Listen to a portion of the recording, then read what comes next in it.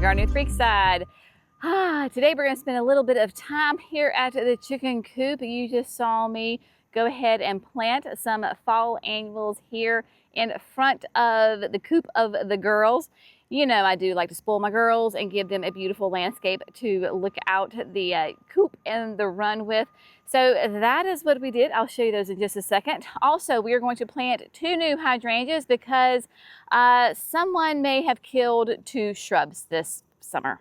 Yes, that's right. Even I still kill plants, y'all. It is a part of gardening. Maybe we'll get into that. But yes, 2 shrubs are dead, so we're going to replace them with 2 different hydrangeas. And then we're going to pull out some of the summer annuals because they're just looking terrible and they are ready to go. Have neglected this entire garden for quite a while now because, as you know, we have been busy doing other projects, and so it is time that I turn my attention to this garden and give it some love in the next coming weeks and months. So that's what we're going to do. So today is day 1. Starting with, like I said, those annuals. I do keep it very simple, y'all, here at the chicken coop. I like to give it a little bit of pop of color because in the wintertime, once we have a freeze, most of this screen that you see will, quote, disappear. My only great evergreens are my 3 Nellie Stevens hollies because, of course, the hydrangeas, the butterfly bushes, even the fig tree, all the trees, they are deciduous, and so those will defoliate, and I will be able to see this chicken coop landscape from the house really well because it runs parallel with the house, and from like the yard and even the nursery because we're up on a hill and you can see up here during the wintertime. This is why I like to use those really bright, bold colors because they stand out. Gotta love bright yellow, especially in the wintertime. It is so cheery and happy. So that's what I did. Of course, we have the butterfly candy buddleias in here. These are the little grapes. They were planted, I don't know, a month ago. Doing well. Are they full of flowers? No, they're not, but they are full of brand new growth. Buddleias bloom on new growth, and so with new growth comes new flowers and new buds. So I'm just super happy that they've got all this beautiful bright green growth on them, and they are doing really well. So what I did is I just came through and put in a mix of the white and yellow violas. This is the sorbet series, and really just nice and happy and cheery. Then for the back, I came through and gave myself some of those cool weather plants. Now my bright light Swiss chard, she's a little floppy. She'll perk up, and I did water everybody, so that kind of smushed everybody down. So we've got bright lights Swiss chard, of course, Ms. America mustard that I love. And then we did some beautiful marigolds. Now I know that the marigolds are gonna probably perish as soon as we get a hard freeze. You know what? But in the meantime, they're going to give me beautiful color. So all I did was just repeat that all the way down there between the little grapes. And then with the violas, I did plant them in groups of 3. Sometimes I like to do that with the violas. So there's actually 3 little, they're not even 4-inch. Maybe they're like a little 3-inch pack. And so there was 18 plants in a flat. So I just go ahead and put them together in a group. Now you absolutely, when you're doing this, you can do it like however it is that you want. I thought about doing like a row of white all the way down and then coming through in like window pane with the yellow. But I was like, you know what? I think I'm gonna do the groups of 3 because of course these will get nice and big and full. And so they'll stand out, I think, better from a distance in those groups of 3 than as I did if I had done some rows. So there you go. Sweet, simple. Of course, everybody is watered. I will keep it watered over the next 2 weeks. We're supposed to get some good rain, I think like in 2 days. So that will certainly help. And then basically once I know that they're established, because this is great soil that we've amended many times, those roots will get going, and then it'll be hands off for the rest of the winter. Side note, I don't know if you can see this. I don't know if the sun will cooperate. So in this container, y'all, you can't even really see it because I've got the yellow portulaca, but deep down there in the center is a mangave. And can you see what that mangave is doing? Oh my goodness. Yeah, she's getting ready to flower. It is the funniest thing. So she's getting ready to flower, and if you can see where it has that big curve in it, that is because when it sent up its flower shoot, it hit the roof and started growing again, like against the roof. So I had to gently pull it out, and then there it goes. So yeah, the mangave in the container is getting ready to bloom. So that's what the fun and funky is going on right there.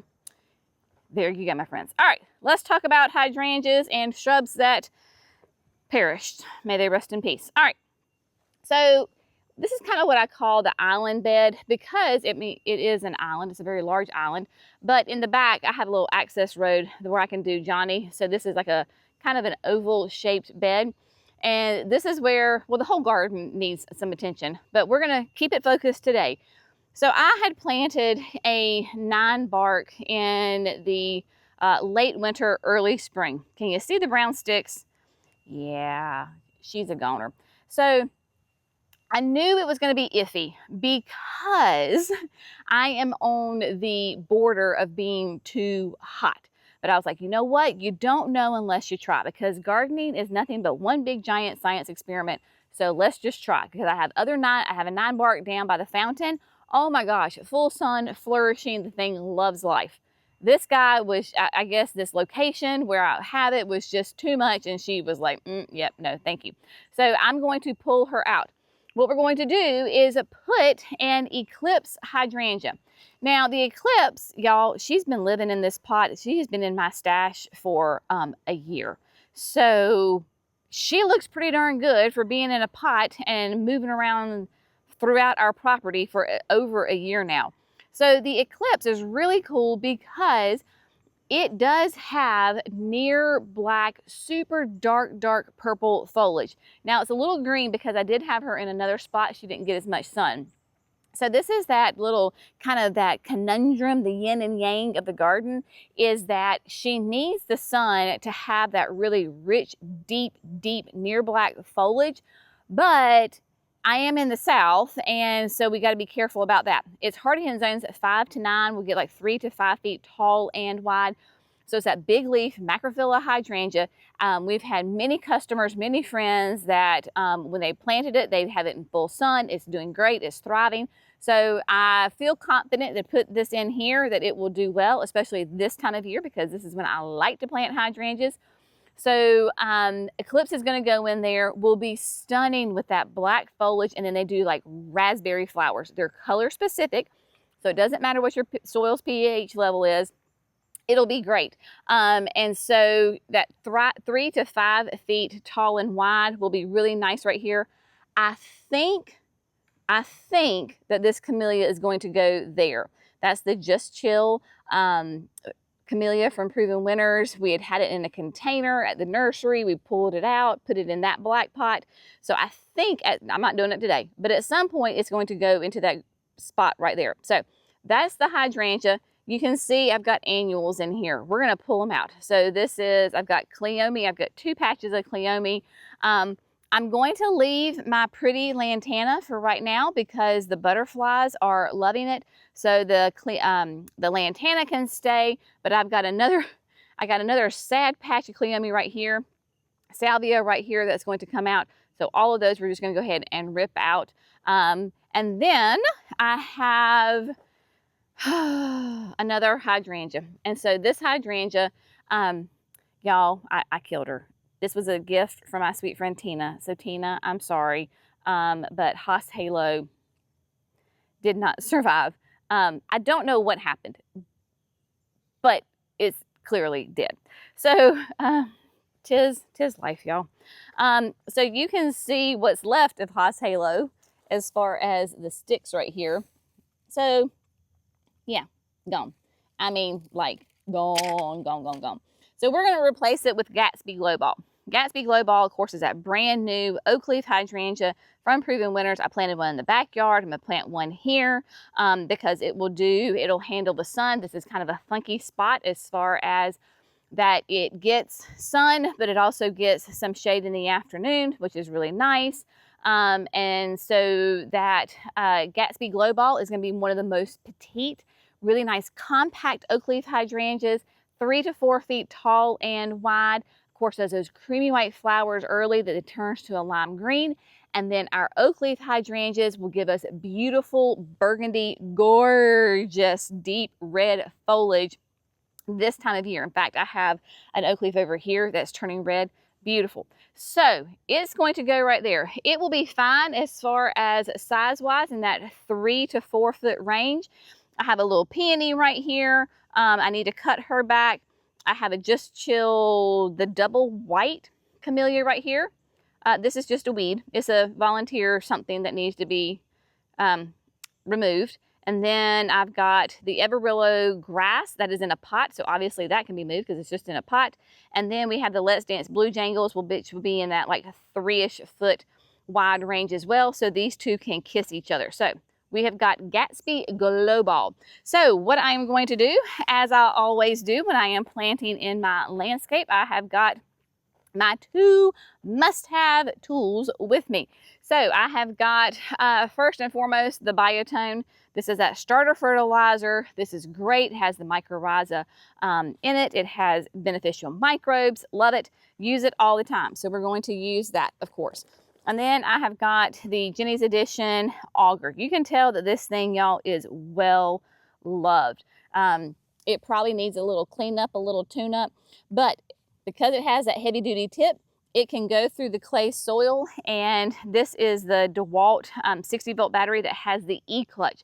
Because, as you can probably imagine, planting underneath these hardwood trees, I will run into roots, and I say that the soil up here generally in the chicken coop is the absolute worst soil we have on our property. There is hardly any organic matter. We just keep dumping more every year, more and more compost, more mulch, everything on top of it, trying to rebuild that great topsoil that for years and years and years had just washed, because we are on a hill, and so anytime it rains, it just washes. I don't know if you can see on the other side of the little road, this is our neighbor's property, and you can see that there's nothing. It is literally straight red clay, and that's what this would be if we don't continue to add the organic matter to it.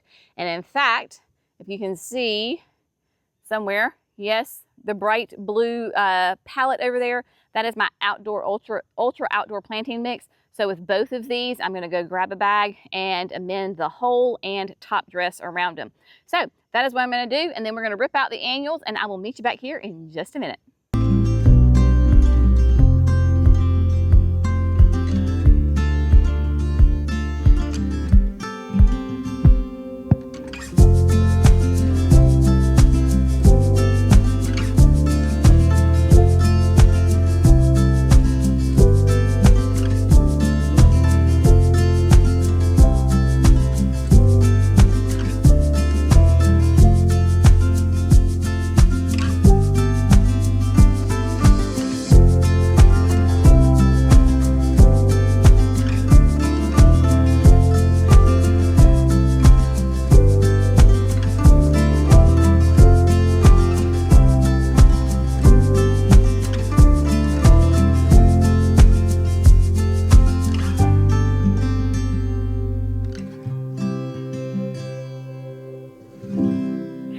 My friends, so the dead shrubs, may they rest in peace, they are out, and the new hydrangeas are in.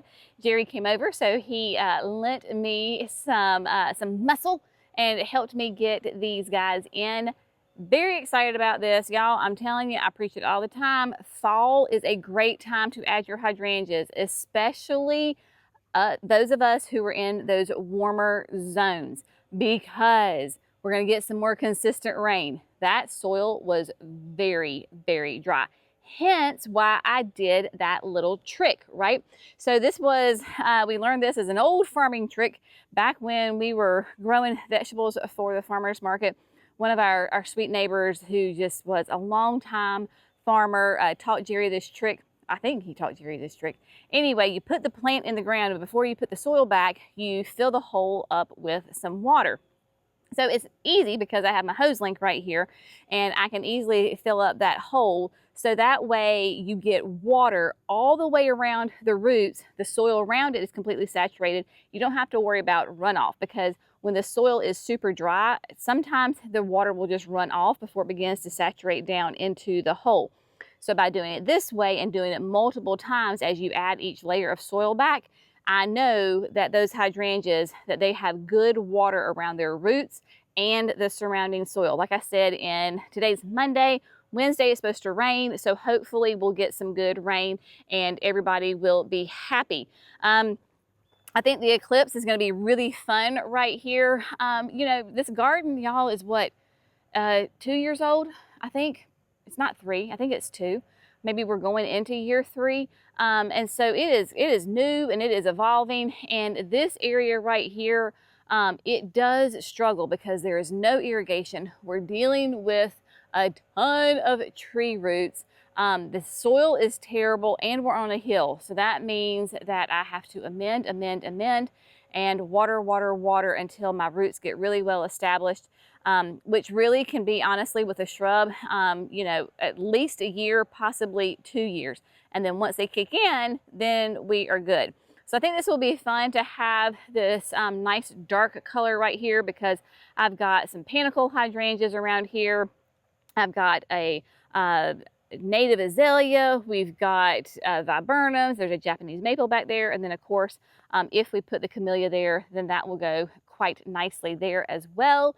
The mucho gustos, yeah, they're doing great. These are the same abelias that we added to the front of the house, and so you can see how well they are doing, really happy. I do have a clematis growing right here, but I thought, and it is going up the bird bath a little bit, but it's also going into my, my mucho gusto. So what I'm going to do is, probably I'll do it in late winter. I'm going to dig it up and I'm going to come and I'm going to put it at the base of our birdhouse. And so that way I can get it nice and deep. And then with all that texture from that cedar log, it will just go up and will be beautiful. So I am going to move it because it probably was not the smartest place for me to put it. You know, but that's what it is. It's fine. We're going to deal with it. And then last but not least, of course, is a Gatsby Glow Ball. So she is just hanging out here, just going to be so happy. She's going to be such a cheery little plant, and be really beautiful. Of course, I think the sun will be perfect. Not too much sun, but not too much shade. Give her a little bit of love right there. We got the cleomes and the salvia pulled out. I saw Jerry missed one, so we got to go grab that one. But got them pulled out. These are limelights. They're fine, you know, it is what it is, y'all. And so anyway, so it has been a nice productive morning here at the chicken coop. I feel good because the violas are in the ground. They're not in their little flats, in their little cell trays. So this is perfect. They're in the ground. They can start growing and being happy. The hydrangeas can start growing and be happy. And I am one step further into showing this garden some love. But yeah, so it is lunchtime. Like I said, it is a Monday. So as I tell my family, I'm going to go and be domestic for the rest of the day.